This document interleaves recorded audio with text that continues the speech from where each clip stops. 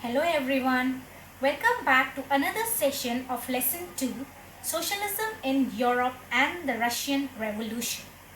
Today we will study about industrial society and social change, the coming of socialism to Europe, and the support for socialism. Industrial society and social change. These political trends were signs of a new time. It was a time of profound social and economical changes. It was a time when new cities came up and new industrialized regions developed, railways expanded, and the Industrial Revolution occurred. Industrialization brought men, women, and children to factories. Work hours were often long and wages were poor. Unemployment was common, particularly during time of low demand for industrial goods. Housing and sanitation were problem since towns were growing rapidly. Liberals and radicals searched for solution to these issues. Almost all industries were the property of individuals. Liberals and radicals themselves were often property owners and employers. Having made their wealth through trade or industrial ventures, they felt that such efforts should be encouraged, that its benefit would be achieved if the workforce in the economy was healthy and citizens were educated.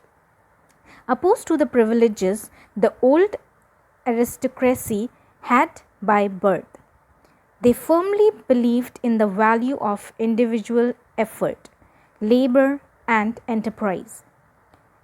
If freedom of individuals were ensured, if the poor could labor, and those with capital could operate without restraint, they believed that societies would develop. Many working men and women who wanted change in the world railed around liberals and radical groups and parties in the early 19th century.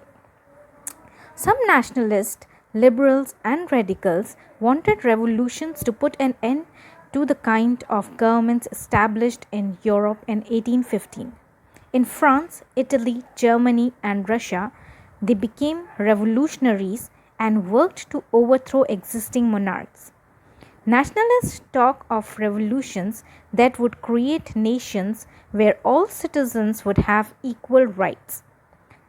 After 1815, Giuseppe Mazzini, an Italian nationalist, conspired with others to achieve this in Italy. Nationalists elsewhere, including India, read his writing. Now we will study the coming of socialism to Europe. Socialism was one of the most far reaching visions of how society should be structured. By the mid 19th century in Europe, socialism was a well known body of ideas that attracted widespread attention. Socialists were against private property and saw it as a root of all social ills of the time. Why individuals owned the property that gave employment, but the proportion were concerned only with personal gains and not with the welfare of those who made the property productive. So, if society as a whole, rather than single individuals, controlled property, more attention would be paid to collective social interest. Socialists wanted this change and campaigned for it. How could a society without property operate? What would be the basis of socialist society? Socialists has different visions of the future. Some believed in the idea of cooperatives. Robert Owen, a leading English manufacturer, sought to build a cooperative community called New Harmony in Indiana, USA. Other socialists felt that cooperatives could not be built on a wide scale, only through individual initiative. They demanded the governments encourage cooperatives. In France, for instance, Louis Blanc 1813 to 1882 wanted the government to encourage cooperatives and replace capitalist enterprise. These cooperatives were to be associations of people who produce good together by divided the profits according to the work done by members. Karl Marx 1818 to 1883 and Friedrich Engels 1820 to 1895 added other ideas to this body of arguments. Marx argued that industrial society was capitalist. Capitalists owned the capital invested in factories, and the profit of capitalists was produced by workers. The conditions of workers could not improve as long as this profit was accumulated by private capitalists. Workers had to overthrow capitalism and the rule of private property. Karl Marx believed that to free themselves from capital exploitation, workers had to construct a radically socialist society where all property was socially controlled. This would be a communist society. He was convinced that workers would triumph in their conflict with capitalists. A communist society was the natural society of the future.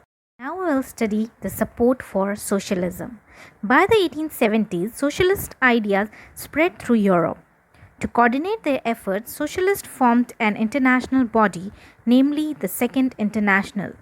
Workers in England and Germany began forming associations to fight for better living and working conditions. They set up funds to help members in time of distress and demanded a reduction of working hours and the right to vote.